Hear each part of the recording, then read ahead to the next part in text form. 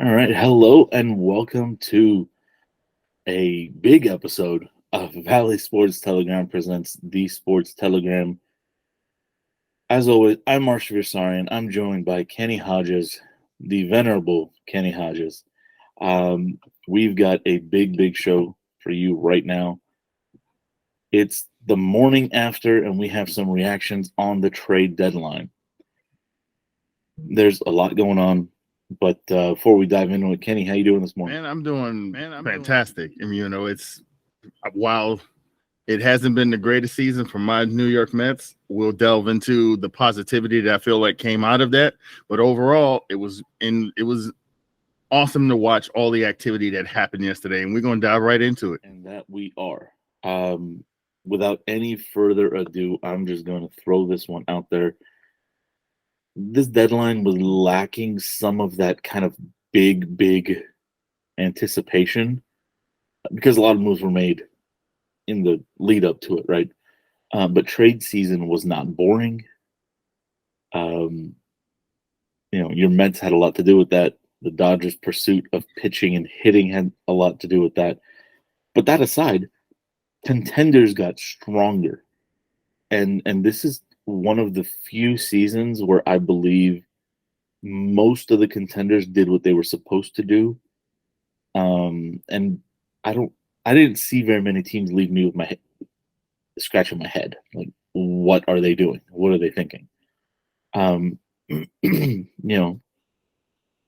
example, the Angels, who, like I called in our MLB recap, said they weren't going to trade Ohtani.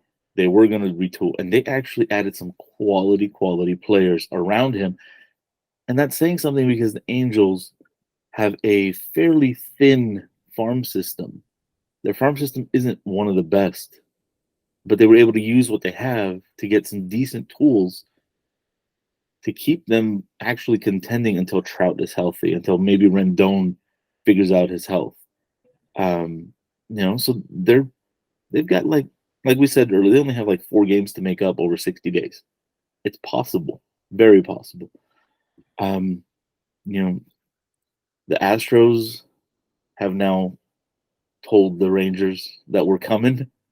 But the Rangers retooled as well. They added, a big arm. So, and we'll get into all that kind of in detail in a couple moments. But overall, like I said, I think this deadline was, even though it was kind of unspectacular on the day of, the trade season was really positive. I really liked it. Yeah. To me, this trade deadline is the first year where you could absolutely see the positive aspect of adding that third wild card spot. Because when you look at the American League and the National League, when you've got 7 teams in reach of those 3 wild card spots, alongside of the division still race, alongside of still having super competitive division races outside of, I guess, the National League East, you could say. All the other divisions or races are up for grabs and competitive. You've got 7, 8 teams competing for wild card. There are more teams than not who are still have a realistic shot at the postseason. So what you saw at this deadline was there were way more buyers than there were sellers. And the teams that were sellers sort of took advantage and capitalized on the idea that because teams are in it to win it and in it for a chance to make the postseason, that it gave more teams the opportunity to be able to wheel and deal, even if you don't have the strongest farm system, like you mentioned with the Angels, or if you have an owner who's willing to spend a little bit to kind of get back some quality prospects while giving up some pieces that could help you contend. You saw that happen as well. So this deadline was incredible, and hopefully this is a trend that we will see moving forward in future years at trade deadlines, where if you are 4 or 5 games out of a playoff spot with 2 months to go, make a deal for that arm you need. Make a deal for that corner outfielder, that bat that might be able to make the difference. And you saw teams kind of going for the gusto yesterday and making smart decisions with some of the guys that you saw moving. So I think it's going to make for a competitive race down the stretch. And it was just good to see teams not just throwing their seasons away, because that's what makes the sport more exciting. Exactly. And here, a team that would have been a complete seller in previous years, the Padres, they actually added. They picked up Rich Hill is still playing baseball. Yeah, believe it or not, folks, he's still here. I knew he was on the Pirates. We just hadn't had any reason to talk about him this season. He's serviceable. Yeah, he's a back of the rotation arm who can eat up innings for you. Why not go get him when you still have a shot? If you can just put together a winning streak to win some games, go get a Rich Hill. He's good. Dodger fans know, Mets fans know, a lot of teams know what you're going to get from Rich Hill is that guy going to throw a no-hitter? Nope. But he can go out there and give you 6 innings, help get your bullpen a couple arms in your bullpen the night off, because he'll go eat up a few innings for you, and he's serviceable. So it was a smart move. Very smart. And I don't like saying that for the Padres, but and then they got Choi with him from the Pirates. That's a smart move for the Padres. That's a smart money move. It makes sense for them to try to kind of shake up this wild card race, which is still pretty tight. Both of the wild card races, the AL and the NL, are very tight. There's like 6 teams within 5 games, and we've talked about it. And I said it a moment ago, there's no reason a good team should not be able to make up 4 to 5 games over a 60-game stretch, which is kind of what we have left, more or less, right? So, and then kind of the surprise for me, but was a smart move, when Bo Bichette got hurt right at the end, it was kind of a blessing in disguise for Toronto that happened before the deadline. They were able to go up and pick up DeYoung. DeYoung is very serviceable. He'll fill in the gap until Bichette's ready. And then guess what? Come playoffs, now you got DeYoung and Bichette. And DeYoung is a great bat to have on that roster. The two that I want to spend a little bit more time talking about are the bigger name deals that went down over the weekend into yesterday's deadline. Max Scherzer going to the Rangers, and then Verlander going to the Astros. We won't necessarily talk about the Mets part of it. We'll talk about the players. We'll let them do the Mets thing when we jump into that. But these are huge implications for these players and these teams saying, well, no, the Rangers believe that Max Scherzer is going to be the arm that gets them over the hump. I'm not sold on Max Scherzer at all. I think he's shown that he's already on the tail end. He's diminishing with each appearance. Can he recapture it? Yeah, sure he can, because pitchers are enigmatic. It's an enigma, right? Get up on that mound and what's in your head and how you're going to hit a strike zone. No one knows. There's no answer for why it happens, why they get the yips, or why they suddenly magically can't pitch anymore. But Max Scherzer hasn't shown that he's turned into a pumpkin yet. So Texas believes he's not. On the other hand, Verlander, I just caught myself. I really like this trade for the Astros. Can't believe I just said that. Because Verlander is the player that all pitchers should be trying to emulate. He found a way to get stronger as his career got longer, and he has stayed at an elite level. And that is key. And honestly, I thought he was either staying in New York or going back to Houston. And that's exactly what happened. He went back to Houston. I didn't see him going anywhere outside of that. There was no chance he was coming to LA, especially because he signed for essentially the same money, just a little bit more in New York. So he wasn't going to waive that no trade clause and come to LA. I'm going to get your thoughts on those two deals first.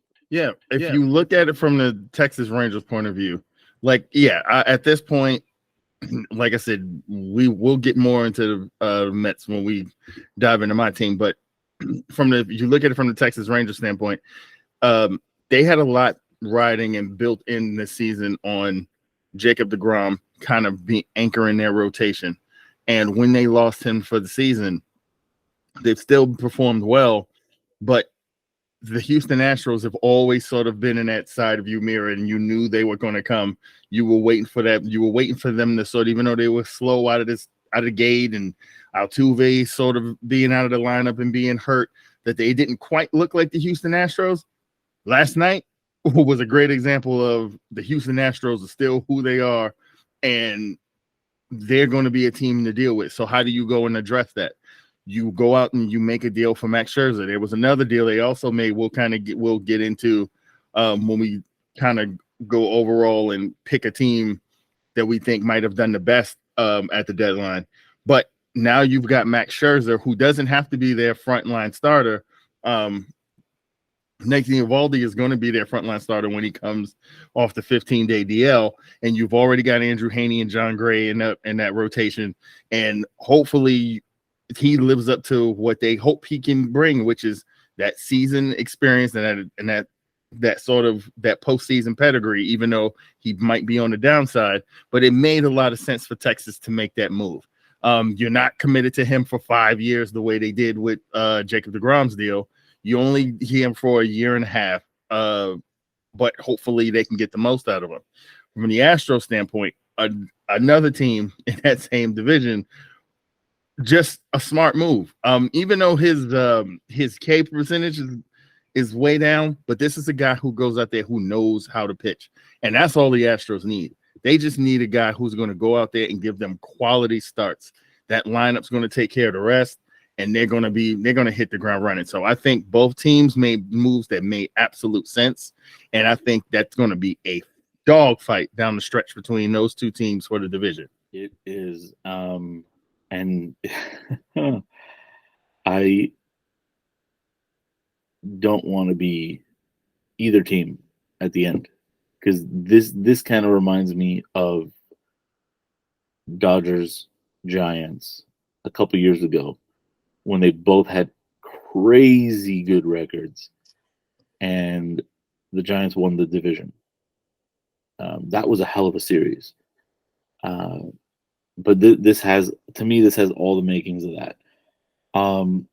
But you said it, and I'm gonna kind of have us jump into that before we go into our teams. What team do you think came out best? At first glance, it would be hard pressed to say anything other than Houston, especially if you're prisoner of the moment when you look at the fact that they go get Verlander and then Framber Valdez throws a no-hitter last night, right? So you look at Rich getting re-rich, I guess you can say, because he was a guy who was there, left, and now they got him back. But there are a couple of teams. I almost feel like I almost want to cop out and say there's a tie between a couple of teams to me. When you look at what the Dodgers did, I really liked at the deadline.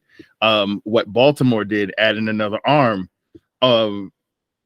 sort of reinforcing the fact that they're okay with being ahead of schedule, but also willing to sort of capitalize on the moment, and they have a chance to win a division title in a year where they weren't supposed to win the AL East. But you go and you add a piece, you go and add an arm to go with all this young talent that's blossoming at the same time to try to really fortify a postseason berth. I even like the moves that Tampa made, adding Savali to that mix, and really sort of fortifying and strengthening that rotation. So it's hard. If I had to pick a team, I think I do like what the Dodgers did in terms of addressing areas of need to really sort of fortify a real shot at going after Atlanta this year. So the Dodgers are probably my pick, but man, I really do. I think Houston and Texas are strong seconds for me, because especially with Texas, an underrated move is going and getting Jordan Montgomery.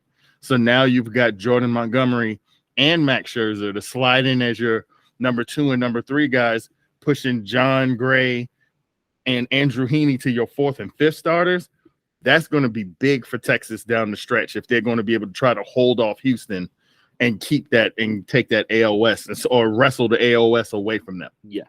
And the other reason why Texas for me is way up there is not only did they also get Chapman, right? That's a big one. Mm-hmm. That's a big one too.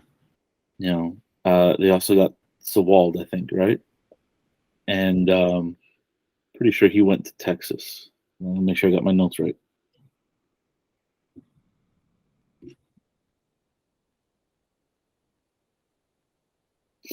But that they went around the edges really, really well. I like what the Angels did.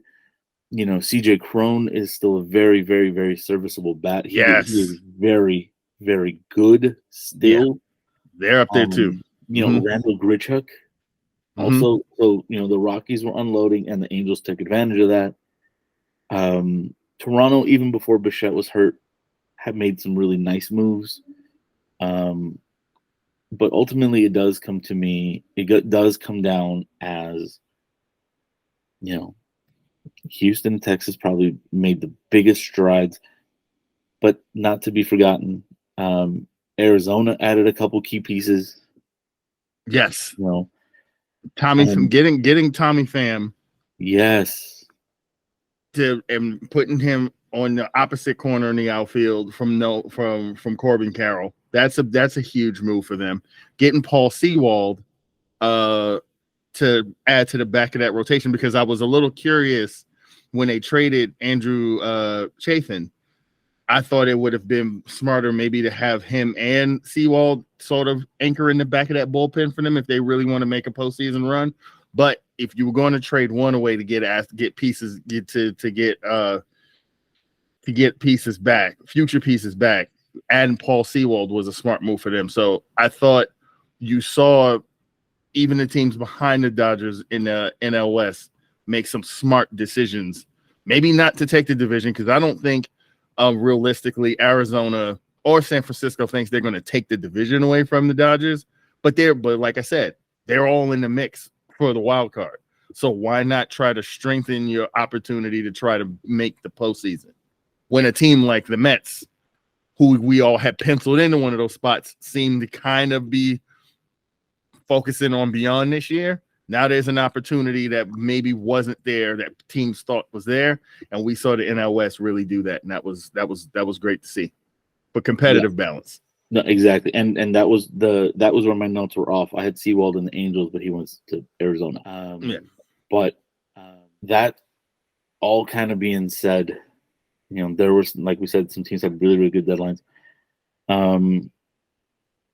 The Mets had a good deadline in terms of executing their vision for the future. You know, Cohen splashed his cash, and he paid to get rid of Verlander and Scherzer.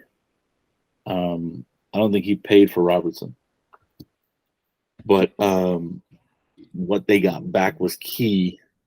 Now, my question to you, as you look at the deadline and what they're doing moving forward, is Scherzer said in his talks with management that they look at 24 as a transition year and they want to compete in 25 and beyond. What are your thoughts on that before you roll into the Mets as a whole at the deadline? Here's what I will say. The mark of a great organization is, or well-run organization, is to be able to look at the landscape and where you are and take a realistic view, right? Because oftentimes we see things in black and white, and it's either you are pushing for a championship or you're tanking. A great organization can kind of look at the landscape of what's in front of them, take a realistic view of what you have, and are you going to be able to compete? And I think that what we saw, the Mets, and actually, I want to dive into this aspect before I go deeper into the Mets. I think both New York teams as a whole, it's good. It's very interesting looking at the diametrically opposed fan bases today after the deadline, and somehow it feels like the team that we normally associate with being a well-run organization has left their fans kind of sort of scratching their heads with their lack of activity at the deadline in the New York Yankees. And then you look at what the Mets did, and you're seeing an organization on the fly essentially say, hey, we went all in to win. It was a crap show the first half of the year, which then makes you sort of pull back and look at, okay, where is this failing? Did we overpay for aging pitchers? Okay, sure, we did. We thought we would get more juice for the squeeze, but we didn't. Okay, but there's still value there. You didn't wait too long. In past years, a team like the Mets, when they weren't well run, would just sit on those contracts and just oh well, I guess it just is what it is. We're stuck with it. You saw them sort of morph into a team that said, okay, I don't think that competing for a championship this year is realistic. How can you build for the future then? Because at the end of the day, New York is not a town that's just going to settle for your mediocrity. We need to see you moving or doing something that sets up. If we're not winning this year, then there better be real hope for the future. I think I came away looking at both New York teams and saying, I can see the Mets plan. I can see what they're trying to do. When I looked at the Yankees, I said, okay, you spent for Aaron Judge and then decided what you have is enough. You guys are in last place in the AL East. I watched the Baltimore Orioles go get a pitcher. We all know the Yankees need another pitcher. We know the Yankees have not gotten production out of left field. Tommy Pham was sitting right there. You see the Mets. Steve Cohen was like, listen, Pete Alonso, technically, according to that piece in The Athletic, Pete Alonso was on the block for the right price. Why didn't the Yankees make more moves? What is it? Why did they just stand pat? And especially when you look back at what we got back for Tommy Pham from the Mets, there's no way Cohen wouldn't have made a move if the price was right or if the deal was right and they would send him to the Yankees. So overall, I think what the Mets did is what we are going to see more teams attempt to do in the future, which is you've got 7 playoffs. You've got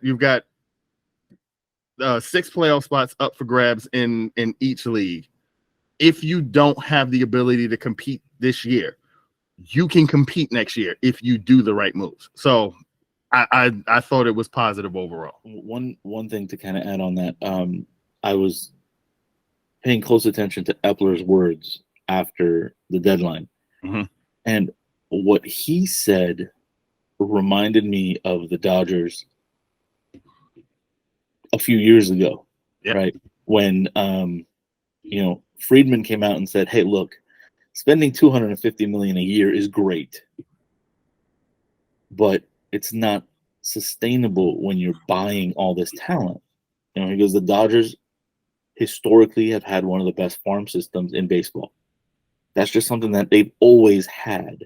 Mm-hmm. We can go back decade by decade by decade, and every decade has multiple stars that were Dodgers, right? Or came up through the system. And so when Friedman flat out came and said, hey, spending all that money is great, but you can't just spend to spend, and we're going to spend wisely. And I mean, that's kind of what they've tried to do. They splash money because they have money. And that's what I took out of Epler's words is, look, we spent a lot of money this year and it wasn't working. Well, guess what? Cohen has a lot of money. We're just going to use his money in different ways now and try to figure out, okay, how do we make this sustainable? The moment he said sustainable, I was like, okay, you got me. Yep. You got me. You are actually trying to build this the right way. You're not trying to be the Yankees of 25 years ago that bought talent. That they had homegrown talent, but they were buying everybody they could at the same time. You're not trying to be, the New York Rangers from the early 2000s that thought they could buy a championship. Mm-hmm. You're actually, okay, we'll spend money when we have to spend money. And we'll spend money when we believe it's right. But we want to build. And they got a ton. You guys got a ton of prospects. So here's where now let's dive into this Mets thing. This is the nightmare that other owners around baseball were afraid of with letting a guy like Steve Cohen into the sport. It's okay if you want to throw money around. We've seen over the years that doesn't really work for teams, right? We've been laughing at the Texas Rangers for years because this is what the Texas Rangers will do. You can go back as early as Juan Gonzalez and where they've always been a team that's been willing to overspend, and it doesn't result in winning anything. We looked at the money they spent on Marcus Semien and Corey Seager, and we said, "Oh, okay, that's great. You got a $500 million infield, but that's going to get you third place, right?" But what happens when you get the guy who's got more money than he knows what to do with, matching that with a desire to build a winning team, and then having the smarts to make smart decisions with that money to put yourself in a position to actually make it sustainable. When you looked at what the Mets had before they signed Scherzer, before they signed Verlander, you back it up to before that point. Yeah, they had got Francisco Lindor, but Pete Alonso was blossoming. Jeff McNeil was blossoming. They had Dom Smith at the time we thought might be a prospect. He didn't work out. He ended up leaving, but you saw the Mets were starting to build a core there. So here this guy comes in, Steve Cohen, lifelong Mets fan, says, all right, let's take what we have. We're going to take some money and we're going to go spend. We're going to go get Scherzer. We're going to be in play for every free agent. We're going to get some. We're not going to get some. But if there's a guy who can help us win, I'm going to go spend the money to go bring him here. Okay, fast forward to this season. You go sign Justin Verlander. You to put on top of a team that won 100 games last year. We won 101 games last year. Okay, you go get Verlander. Scherzer doesn't exactly work out. Verlander was hurt earlier in the year. Yeah, he was good right before the deadline, but the production didn't match the price, right? Okay, fine. What do? Do you sit pat, or do you take those pieces that still have value? Now I take my cash. Okay, what's it going to take? I got to eat some of this money? Okay, fine. I'll eat some of this money, but now you got to bump that prospect up. I don't want your number 12 prospect in your organization. I want a top 5. And I'll take half of Scherzer's salary, but you got to give me that kid. Okay. All right. Fine. Let's do it. Okay. Why not? I only got to pay half price, and it's going to be a guy who I wasn't expecting to actually make an impact on the next level till 2024, 2025. You got it. Same thing with Verlander. All right, Houston. Here's what I'm going to do. I'm going to slap some money on the table. You can have your guy back. But here's what I'm going to need. I'll eat some of his salary for you. I'll eat some of that money that you won't have to pay him full price. But I want that kid, and I want that kid, and I need him. You want to go back to back. I want to build for the future. Here, I'll pay some of his salary. You know what? That's a hell of a damn deal. Why not? Here you go. And the Mets are willing to eat the option. If he picks it up. They're gonna pay on the option. If I'm the Astros, man, okay, fine. It's gonna cost me 2 guys who are, when the next pipeline rankings are coming out, they were gonna be ranked 1 and 2. We got the Astros top 2 prospects because we're willing to make life easier for you by eating some salary because I got money. I'm not gonna miss it. I'm not gonna miss that money. So here you go. You take that. And now you look at, because he was willing to use his money in a smart way, not just throwing it away, but in a smart way. Now, all of a sudden, today, they've got the best farm system in the sport. The MLB the MLB pipeline top 30. After today's trade deadline, we got 7 of them. We got 7 in the top 30. And they all have ETAs of 2024 or 2025. And one of them, I think, is 2026. Along with the 2 or 3 guys that we had that were in the top 100 who might also be ready to make contributions over the next couple of years. This is how you compete with the Braves and all that damn young talent they got. This is how you compete with teams like the Dodgers.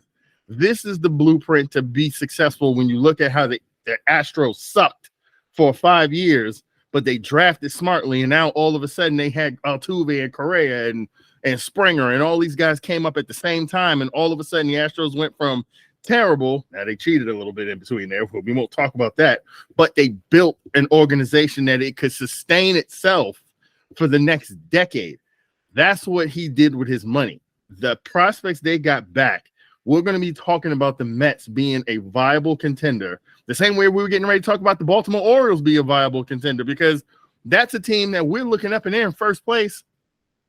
Gunnar Henderson is the real deal, and all these kids they're bringing up, they're all contributing. And by the way, the guy who's supposed to be the crown jewel, the best of them, he's still in Double-A right now, killing everybody. Matt Holliday's son, Jackson Holliday. That guy's not coming up for another 2 years. Baltimore might be running a sport by then, and then they're going to bring that kid up. So this is how you compete to win long term. You don't just throw money at the problem. You spend your money, if you've got a lot of it, smartly, and you build for the future. Because if these kids all hit, if 4 of them hit, you're talking about a strong core that now you can then take your money and go add a free agent splash here or there, and the Mets will be rolling. So I think while it feels a little bit like, man, you guys kind of sold the season, if you look at it a little bit more in depth, this is a franchise now that's going to scare the hell out of people, because you're going to see a team all of a sudden have a bunch of kids in their mid-20s, the same way we're looking at the Braves, and they had to. We are not going to be able to contend in this division if we didn't figure out a way to get young and have controllable pieces for the next 5 years, because the Braves are a problem. And they still got some in the tuck, and down in the farm. Only way we're going to win the East is to get young and to be viable for the next 10 years. So, hey, they did a great job. They did a great job in terms of taking what was going to look like a complete net negative this season and actually doing something that the fan base can actually look at and say, okay, I see the vision. Also, by clearing out some of these guys like Mark Canha and Tommy Pham, now we can get Ronnie Mauricio up here. He needs to be up here. We need to see Mark Vientos getting at-bats in the lineup every day like he was in the lineup last night. Let's let the young guys play now. If the vision is for the future, then you let your future actually start to build some reps at the major league level. So overall, I loved what they did. I love what they've built for the future, because as a lifelong fan, yeah, I would have loved to have won a World Series this year, but the roster was old. Even if we won, it would have been a one and done situation, and then we would have had to sort of start the thing over from scratch. What they've done now is say, hey, we took a shot at it, so we're serious about building a winner here, but look at all these future pieces we got. We want to build a long-term winner. So I can't complain about what they did at all. Not in the slightest. Looking at it and then paying attention to what they're saying on out of the deadline, saying all the right things. It looks like they're making the right moves. Like you said, you got a bunch of top prospects, and just kind of rebuilding that goodwill, because it's not. Yes. The Mets are no longer being sold a Ponzi scheme. Yes. That was being sold a Ponzi scheme. And that's always been the hardest part for years of being a Mets fan, is feeling like I don't know if I'm ever going to see them win anything, because from the ownership down, I don't know if there was a priority on winning over your bottom line. We were a big market team being run like a small market team. Now we have an owner who's like, no, we are New York. Like, we shouldn't be talking about 1986 anymore. We need to build something here in this city, and we want to be the top team in the city. And in order to do that, it starts from your ownership group opening their pockets and telling their front office to do whatever it takes to win. But then it takes your front office having a plan in place to show your fan base, like, hey, we're coming. And this is going to be a team that's going to be mentioned with the Dodgers and the Braves and the likes for years and years to come. So kudos to them. Yes, exactly. And I'll roll right into the Dodgers deadline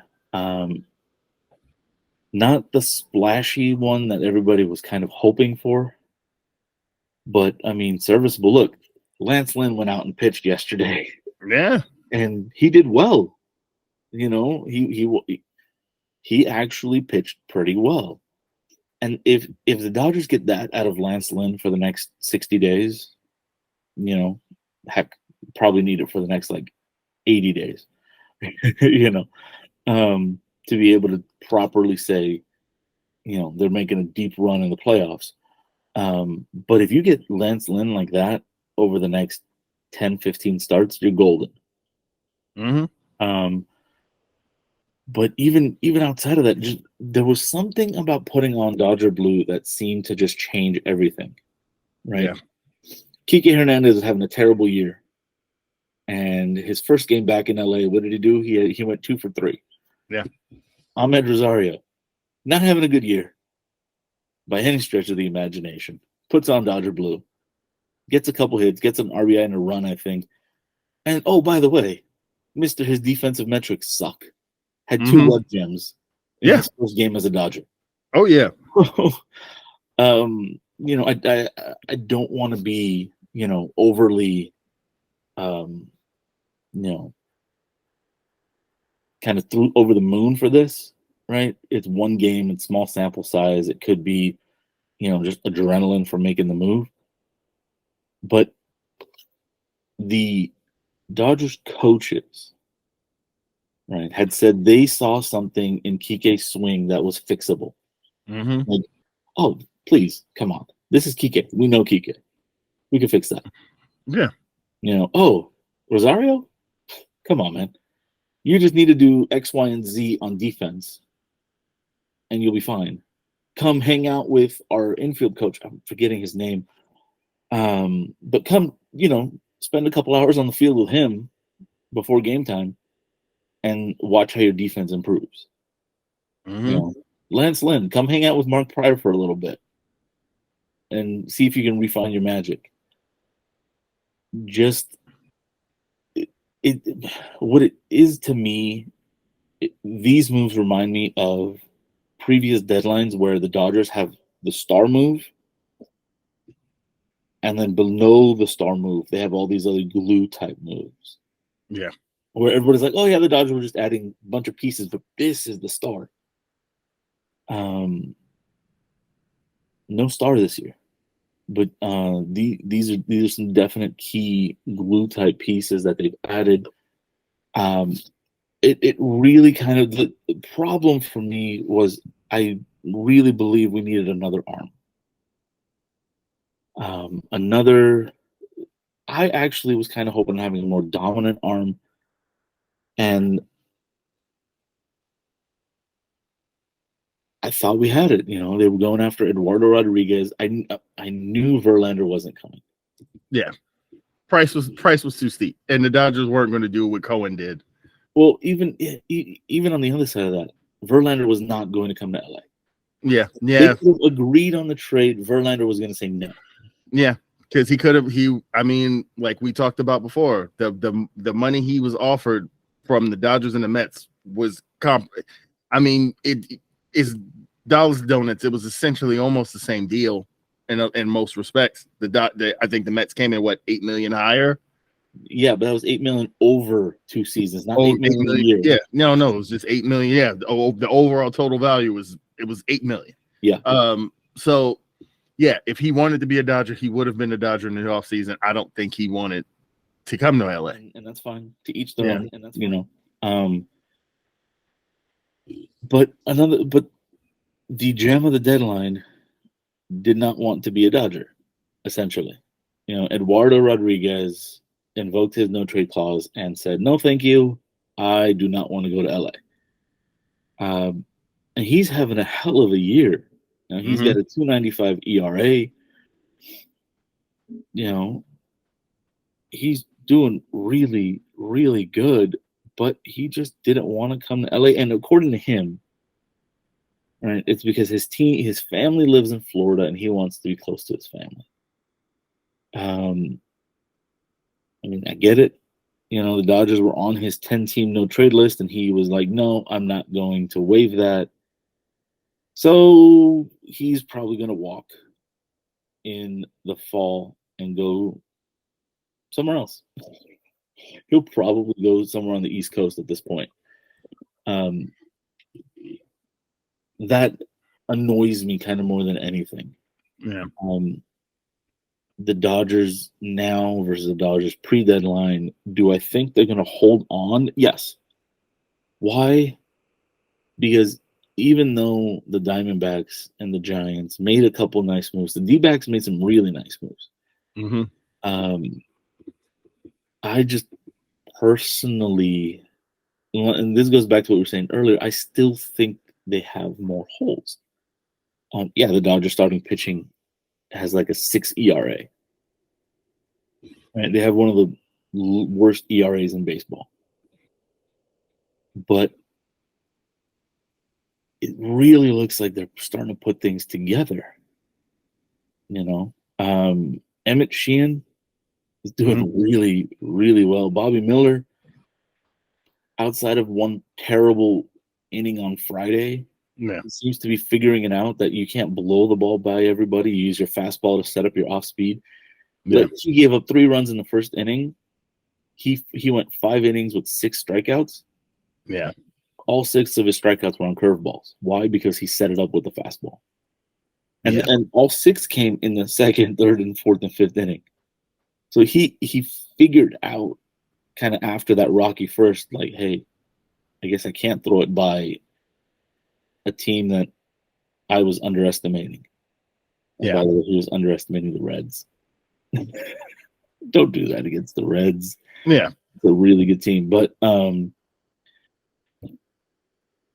at the rotation now, it's Urias, Miller, Sheehan, Kershaw. Okay.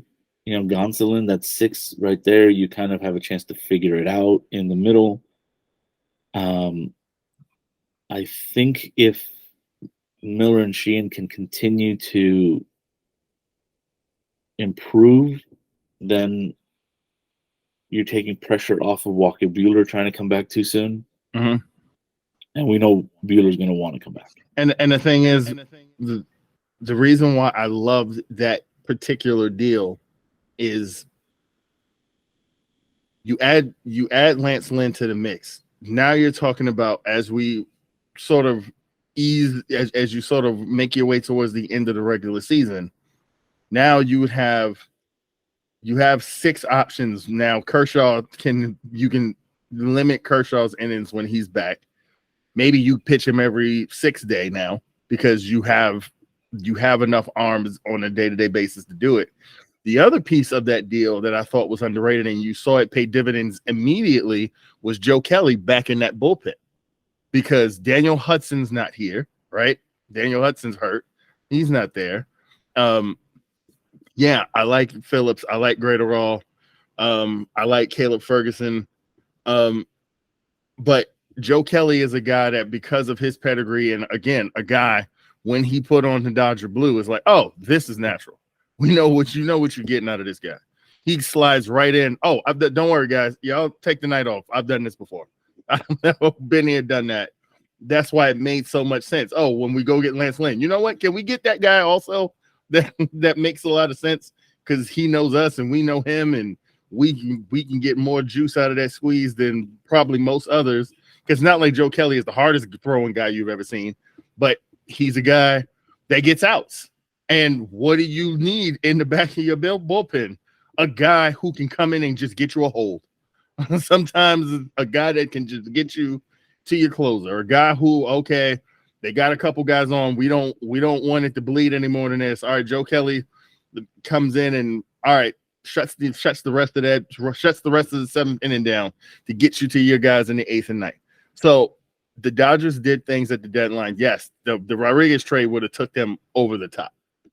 But I love the fact that this is a team with a championship pedigree that reached back into that championship pedigree and brought a couple of those championship caliber guys back. and just sort of tried to fill out the roster in ways that made sense while not getting held over the coals like some teams would have tried to do to the Dodgers to try to get some of the better arms that were on the market, which also made sense for the Dodgers to not, just give up pieces from their farm that are legitimate building block pieces for the future just to make a run at it this year. Because like we talked about, sustainability. How do you have sustainability? You need those young pieces who you're going to be able to fill in your roster with as well too. So I just thought all those moves made sense. They weren't the splashiest moves, but sometimes it's not about being splashy, it's about being smart. We're like we've sitting here. That was a nice splash for Texas with Max Scherzer. If he goes out there and gets bombed the first time he pitches against the Astros, we're going to crap all over that move immediately. Nothing that the Dodgers did here are going to be moves that maybe move the needle in terms of getting you excited.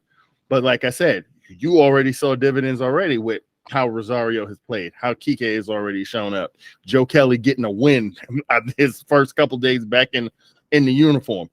They did things that just make sense from the comfortability of the organization's sake, and kind of keeping things on the track, because you may have some pieces that become pieces that feel like things that you got back at the trade deadline. If Walker Buehler can come back and just give you something in short bursts, you know what I mean? Obviously, if he does try to make his way back before the end of the year, they're not going to just throw him out there for 100 pitches at a time. But if you can get anything, that's like getting a piece after the deadline. So the Dodgers were smart. They made smart moves. The Rodriguez thing. Listen, I get it.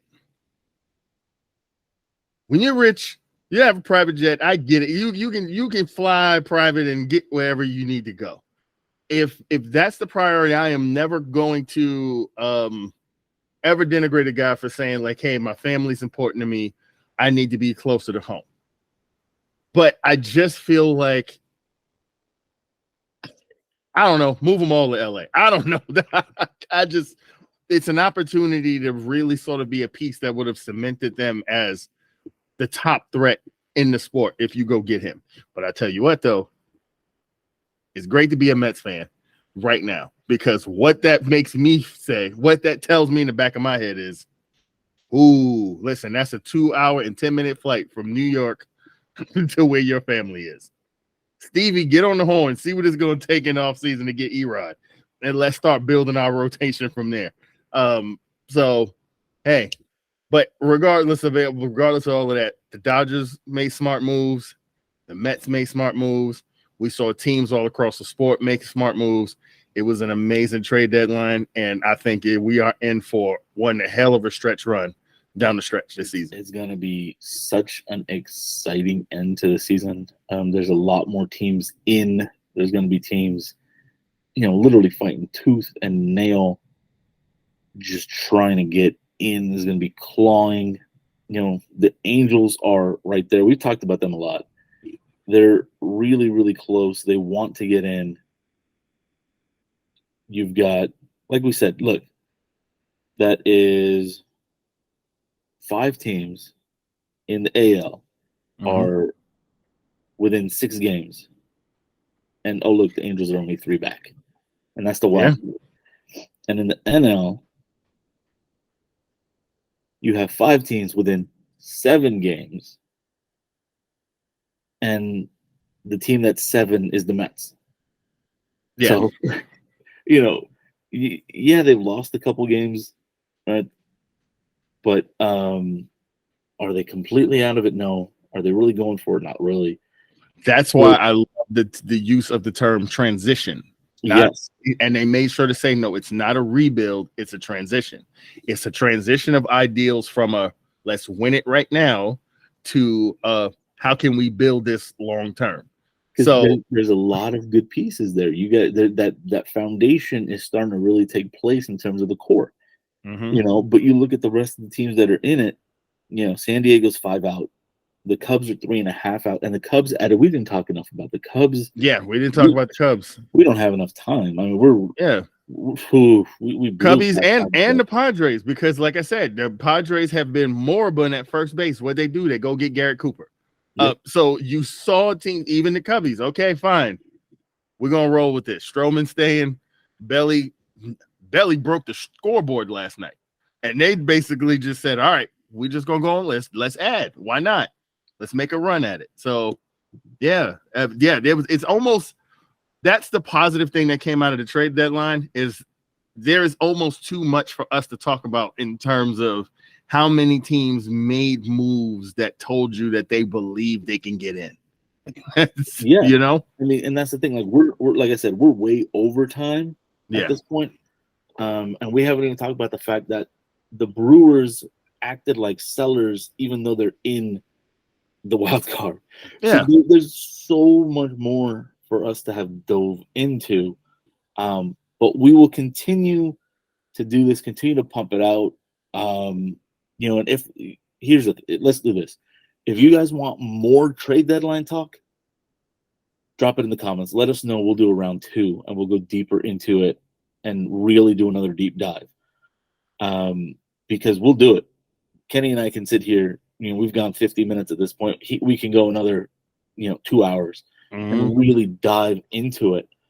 Let us know. Do you want a free agency roundup part 2? Pop in the comments. Let us know. And like we always say, we're always reading the comments. Thanks for the likes. Thanks for the subscribes. And thanks for sticking around. Well, as we're recording this, I will say VST is officially 1 year old. Shares a birthday with Kenny. Sir.